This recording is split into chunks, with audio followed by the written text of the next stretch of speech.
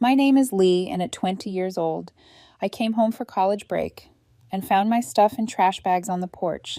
My mom texted, "Sorry, hon. I have a new boyfriend. We'd rather be alone."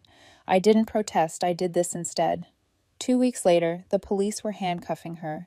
If you have ever felt betrayed by the people who should have been your biggest supporters, let me know where you are watching from. The flight was 5 hours long, not counting the layover and the delay. That kept us grounded in Chicago for nearly an hour, while they waited for clearance. I spent most of it watching old sitcoms, with broken subtitles and fantasizing about lasagna, specifically my mom's lasagna, the one she always made when I came home. Or used to, I hadn't seen her in 5 months. I figured there might be a long hug at the door, maybe a tear you've gotten so grown up, or some rant about gas prices and how college doesn't teach you street smarts. I was weirdly looking forward to all of it. Instead, I dragged my suitcase up the familiar walkway and found a new lock on the front gate.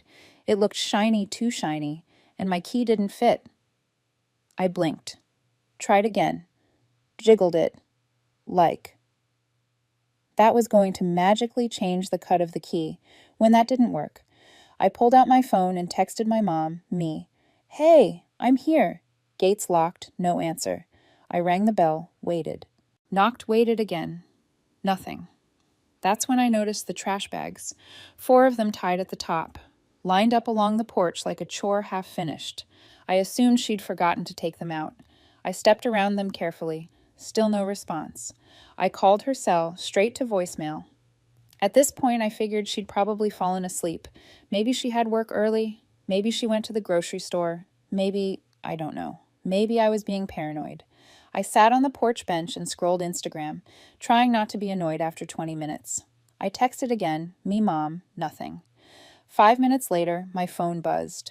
A message relief hit me first. Then confusion. Sorry, hun. We changed the locks, have a new boyfriend. We'd rather be alone. That was it. I stared at the screen, like it might morph into something that made sense. A follow-up pinged in. I sent you a message on Facebook a few days ago. Facebook, the app one, hadn't opened since high school. She might as well have sent it via Morse code. I called her. She picked up on the third ring. "Hi, sweetie." "Sweetie, I'm at the house. I said I figured you'd get in touch. You knew I was coming well." Things changed. I laughed. Came out sounding hollow. "You changed the locks." "It wasn't personal. It's just Vincent, and I need space right now. He's staying here. It's been kind of our little getaway, and we just want to enjoy each other's company, without distractions. Distractions. And I'm supposed to go where?" "I don't know, Lee. You have friends, right? Maybe you could stay with one of them. Most of them are out of town, like I told you last week." Oh, pause. "Well, I did leave your stuff out for you. It's on the porch." I glanced to the left. "The trash bags. That's my stuff." "Yes," she said brightly. "I packed it up yesterday. Mostly clothes. A few books. You don't need much, right? You're only here for a week." There was a long silence. "Lee." She said, "Are you still there?" I hung up.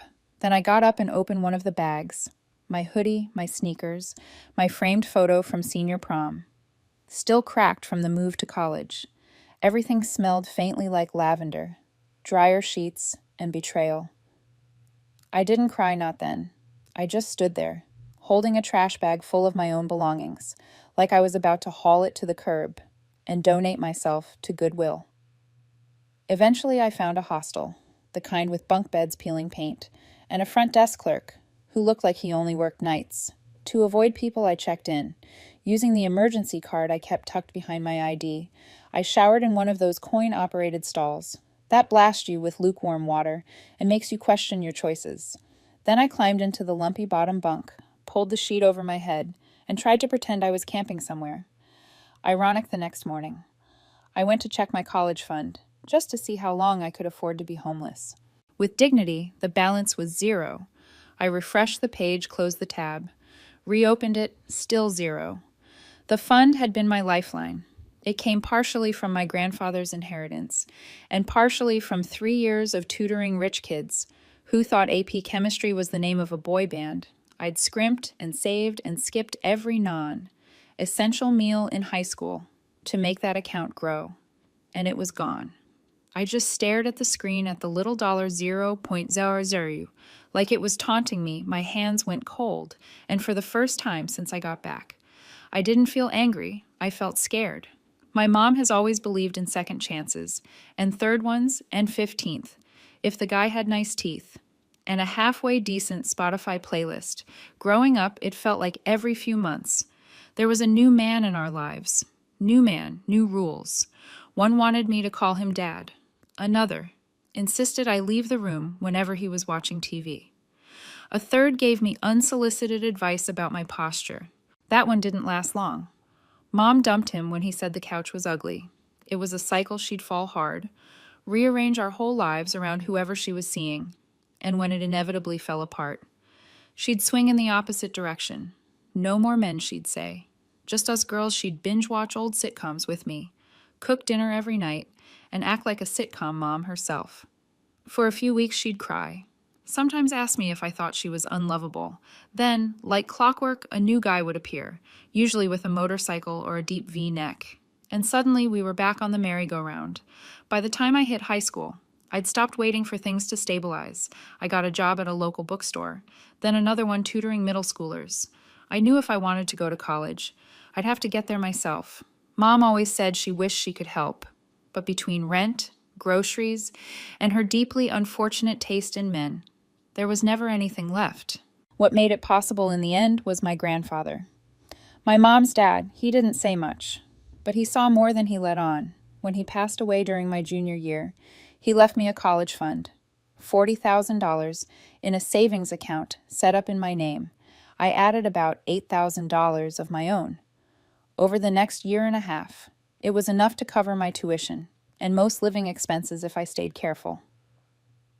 The account had been open for a long time.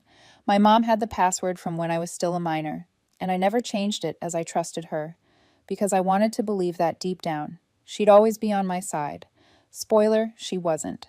The morning after I arrived home to trash bags and betrayal, I didn't sleep in the hostel. Bed was itchy, and my brain wouldn't shut up at some point, between sunrise and my third instant coffee. I logged into my account. I wasn't even sure why. Maybe I wanted to check that. Something in my life still made sense. The balance was $0. I blinked. Hit refresh, check the transaction history. It was gone, all of it. Every last dollar, no fraud alert. No unauthorized activity. Just transfers initiated from the linked device, which, of course, was her phone. I didn't cry. Not right away, mostly. I just felt stupid. Like cosmically, irreversibly stupid. I stared at the screen. Like it might change if I looked long enough. Like maybe it was a bank error. Maybe I logged into the wrong account. Then I remembered who had the password, who had hugged me goodbye when I left for college and told me how proud she was, who had told me she was so glad. You don't have to worry about money. Like I did at your age, I called her. It rang 4 times, then went to voicemail. I didn't leave a message. I called again on the 6th try. She picked up Lee. Hi, sweetie. She said like we were catching up after brunch. How are you settling in? I saw the balance. I said my voice sounded weird, like it didn't belong to me. It's all gone, a beat of silence. Oh, you mean the account? Yeah, the one you weren't supposed to touch, Lee, she said, drawing my name out like it was a sigh.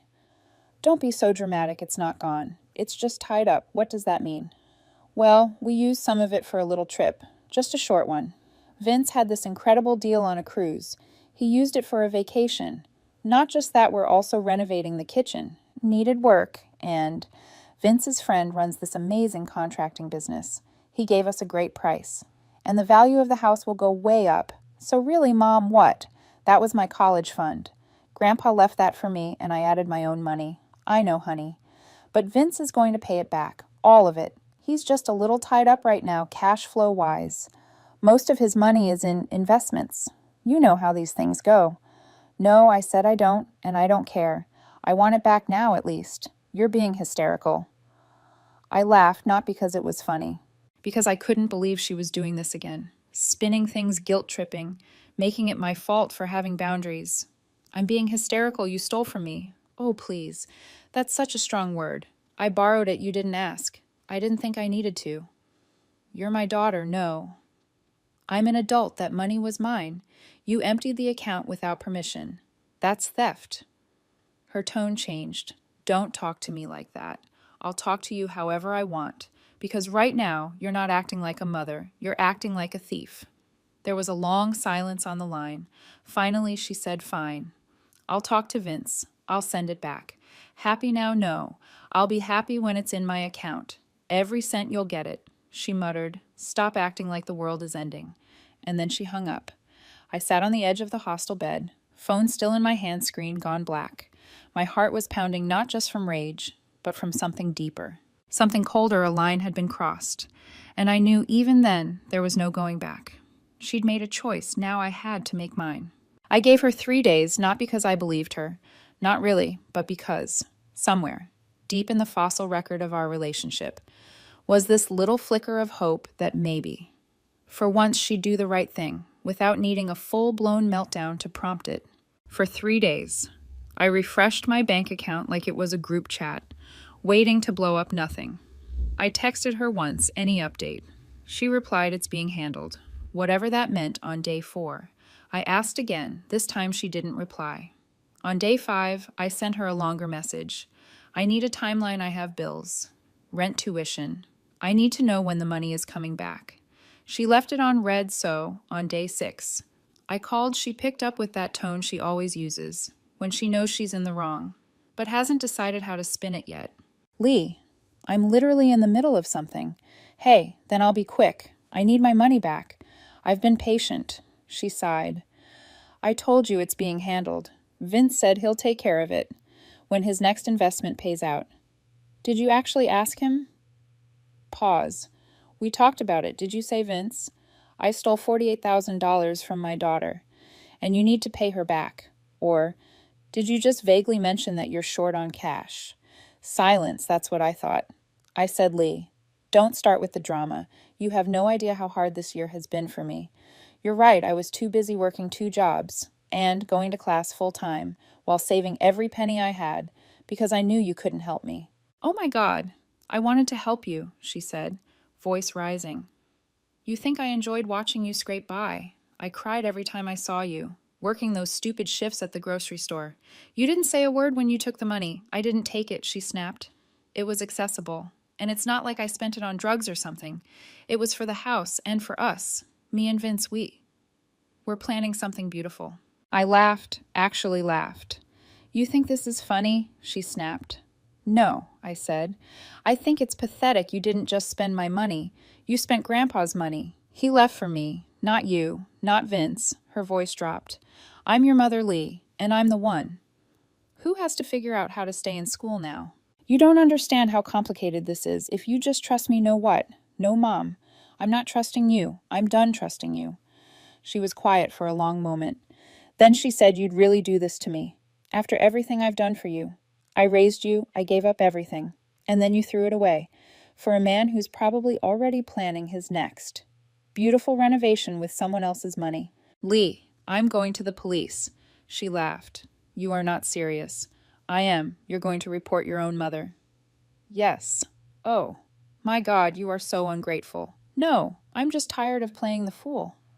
She hung up. I sat there for a second, then opened my notes app and copied the messages she'd sent me. The one where she confirmed she took the money. The one where she said Vince would handle it. I screenshotted my bank statements. I added a photo of the old check I deposited when Grandpa died, the one marked for Elisa's education only. Then I walked to the nearest police station. Took a while. I didn't have an appointment. I waited behind someone reporting a stolen bike and a guy with a noise complaint. I sat there with my backpack in my lap, reading over everything for the 10th time, wondering if I was about to become that girl. Some cautionary tale. People whispered about at family barbecues. Remember Lee turned her mom into the cops. But the officer I spoke to didn't blink. You have documentation, he asked. Yeah, I said. I handed him everything. He looked through it page by page. This fund was it in your name. Yes. Did she have power of attorney? No, just the password. He nodded. Okay. That was it. No big speech. No dramatic gasps. Just okay. 3 days later, my phone rang. It was her. You called the police on me. My mom snapped. No hello. No pause. What is wrong with you? I let the silence stretch for a second. Maybe two. I asked you to pay me back. I said you would. Then you didn't. I told you we were working on it. Vince has a plan. He's coordinating the whole thing. The renovations are going to make the house worth so much more. You'll get your money back and then some. You sent $48,000 to a man I barely know, I said, and now it's gone. There's no timeline, no receipts, no contract that's not a plan. That's a gamble. Why are you being so cold? She said, her voice rising. You used to love this house. Don't you want it to be fixed up? Vince said. He could get it done for half the normal price. If we paid up front, so that's what I did. I was trying to help us both. You didn't ask, I said. You took, for God's sake, she cut herself off. You're blowing this out of proportion. Do you even understand what you've done? Uncle Joe called me this morning. Aunt Margot left me a voicemail. Practically crying, they think you've lost your mind. I told them everything I asked. She didn't answer. I told them. She continued, that you've been under a lot of pressure lately, and maybe you were just overwhelmed. I defended you, Lee. I said you weren't yourself. That's the only reason I can think of, because otherwise this is cruel. I'm not overwhelmed, I said. I'm done. He went quiet just for a second. Then she shifted tactics.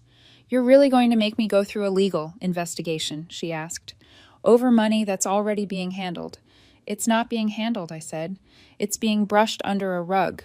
You'll regret this, she said, her voice shaking now, I promise you, when this is all over, when the work is done and the house is worth double. I don't want a cut of your fantasy flip. I said I want the money that was left to me for school. From Grandpa, more silence. But now I could hear her breathing. If you're not going to fix it, I said I'll let the police handle it. You don't have to do this. She said, please just give me a little more time. Vince said, then ask him. I said, for real this time. She didn't reply, but the line didn't go dead either. Just that soft, empty space where guilt turns into resentment. I hung up. I'd love to say that after I filed the police report. Things resolved quickly that someone swooped in, saw the receipts, the texts, the empty account, and said, yep, open and shut, but that's not how it works.